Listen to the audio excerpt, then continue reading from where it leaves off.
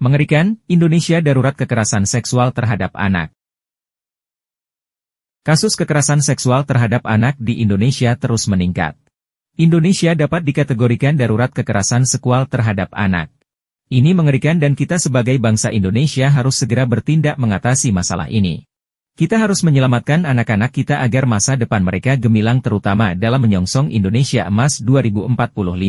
Dalam menghadapi dan mengatasi persoalan yang menyangkut masa depan anak-anak Indonesia, Batak Center telah menjajaki untuk menggandeng lembaga lain berkolaborasi bersama-sama untuk bertindak.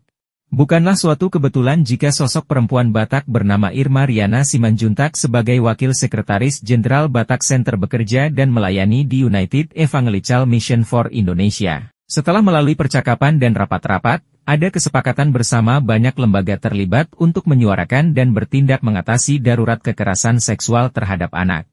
Lembaga-lembaga yang turut mengambil peran adalah Batak Center, United Evangelical Mission, Huria Batak Kristen Protestan, HKBP, melalui HKBP Distrik Samosir dan Departemen Diakonia HKBP, HKBP AIDS Ministry, Departemen Diakonia dan Pelayanan GKPS, Gereja Punguan Kristen Batak, GPKB, dan JKLPK Indonesia. Beberapa rangkaian kegiatan yang telah disepakati bersama antara lain. 1. Seminar sehari dengan tema penguatan advokasi kasus bagi pendamping dan korban kekerasan seksual.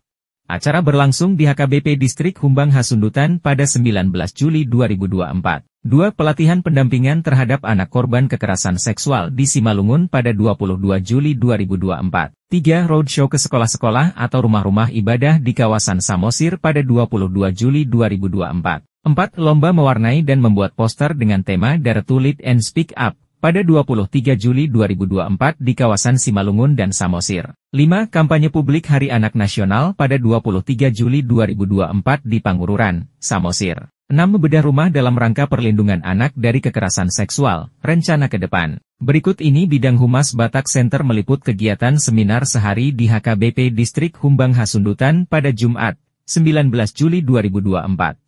Secara khusus kami tayangkan penyampaian narasumber pertama Insinyur Parlin Sianipar, salah satu anggota intelektual think tank Batak Center dan pengagas berdirinya DPD Batak Center Kabupaten Toba berbicara pemetaan kasus kekerasan seksual terhadap anak di wilayah Kabupaten Toba dalam perspektif adat dan budaya Batak. Selanjutnya, narasumber berikutnya Susirio Panjaitan dari Pusat Penelitian dan Pengembangan Batak Center menyampaikan topik tentang dampak kekerasan seksual terhadap tumbuh kembang anak. Salam dari kami Humas Batak Center Yuniawati Sirait dan Pendeta Tonggor Siahaan. Selamat menyaksikan. Jadi saya perkenalkan diri saya namanya Parlin Sianipar. Jadi umur saya sekarang sudah 75 tahun. Saya akan cerita sedikit. Kenapa saya terjun di dalam ikut menangani pelecehan seksual khususnya di Toba. Saya sebenarnya latar belakang saya adalah teknik. Saya tidak mengerti mengenai hukum. Saya nggak mengerti mengenai pelecehan seksual ini. Tapi suatu saat karena ada kerjaan saya di Baligi, karena saya lahir di Baligi, saya SD di Baligi, SMP, SD, Baligi 1, SMP 2, Solo, tapi tahun 64, saya dikirim orang tua ke Bogor, SMA.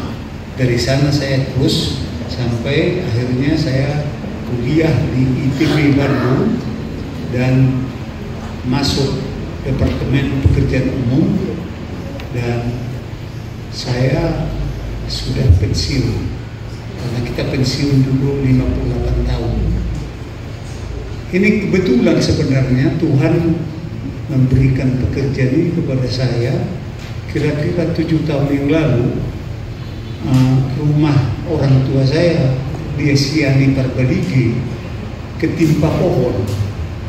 Jadi saudara saya bilang, aduh, kau benarkan dong rumah orang tuamu katanya tertimpa. Jadi saya pikir, okelah, saya datang ke sini lah waktu itu. Waktu saya bekerja untuk membenarkan rumah ini, ada berita yang saya tahu di di Hosea ada pelecehan seksual. Tapi saya nggak ngerti pelecehan seksual itu gimana gitu kan. Nah, waktu itu saya dapat guru apa juga sudah lupa. Ya, tapi kejadiannya begini, dia dilecehkan atau maaf kalau saya bilang diperkosa oleh amang gurunya.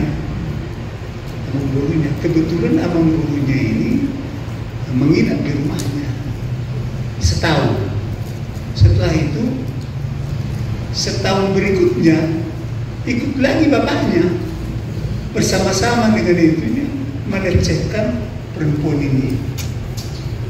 Jadi waktu itu saya dipanggil lah, terus saya hubungi teman saya Ars Merdeka Seraya di Jakarta. Kok ada begini, coba yang datang dulu di sini, gimana ini, nggak ngerti saya ini. Tapi pendekatan setelah kejadian itu, ini anak ini saya bantu lah ke polisi, saya bantu ke ke rumah sakit segala macam. Akhirnya juga memang melahirkan dia di rumah sakit Baligi. Waktu itu saya bilang ke rumah sakit Baligi, oke, itu aja ini. Saya juga ke Pak Bupati, saya lapor. Akhirnya di rumah sakit Baligi lah waktu itu melahirkan. Dikasih tahu lah ke saya sore-sore, saya pergi ke sana, rupanya dari sesar dan lahirlah anak. Waktu itu saya gendong, saya tidak ngerti kok bisa begini ya. Tapi karena saya jadi bingung. Saya tahu ada Batak itu kan ketat. Sebagai contoh kepada kalian yang masih muda-muda ya, juga ada juga di sini.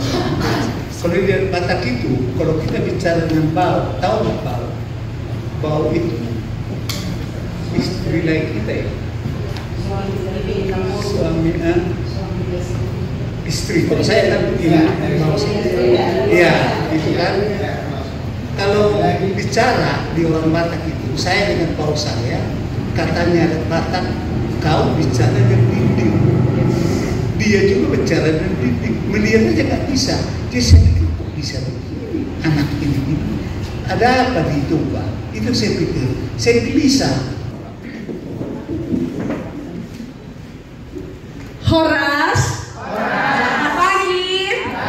Kalau mau jadi pembela anak itu tidak boleh lemas-lemas. Itu pertama. Menjadi pembela anak itu mukanya harus ceria supaya anak-anak tidak takut. Dia sudah diperkosa lalu muka kita menakutkan, tambah nangis dia. Bapak Ibu semuanya, hari ini kita mau diskusi tentang seperti apa sih dampak kekerasan seksual kepada anak. Tidak main-main. Boleh dikatakan saya adalah salah satu orang yang pasang badan untuk ini. Karena dampaknya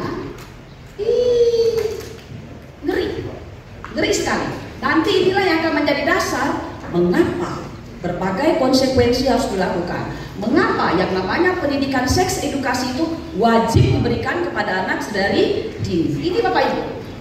Ini saya lihatnya dari perspektif psikologis. Jangan-jangan opung ini punya masalah yang tidak tuntas dan itu cuma korban dari dulu. Sekarang dia punya wewenang. Ketika dia tidak punya wewenang, dia adalah korban. Tapi begitu quote-unquote kuasa itu dipegangnya, maka dia adalah pelaku. Sedemikian ngeri. Sedemikian ngeri. Jadi saya berdiri di sini atas nama anak-anak minta ditegakkan kembali perlindungan terhadap anak sebagaimana Yesus berdiri tegak untuk melindungi anak-anak. Yesus bilang, barang siapapun, itu kan artinya kan menyesatkan seorang anak, layak baginya batu kilangan taruh lehernya dan dia ditenggelamkan ke dalam laut. Pidana mati bagi siapapun yang melakukan kekerasan seksual pada anak, dan itu Indonesia sudah agree. Dan bagi siapa yang tidak setuju, saya kemudian akan berpikir kenapa tidak setuju. Begitu kira-kira buat pemantik. Terima kasih, Tuhan berkati.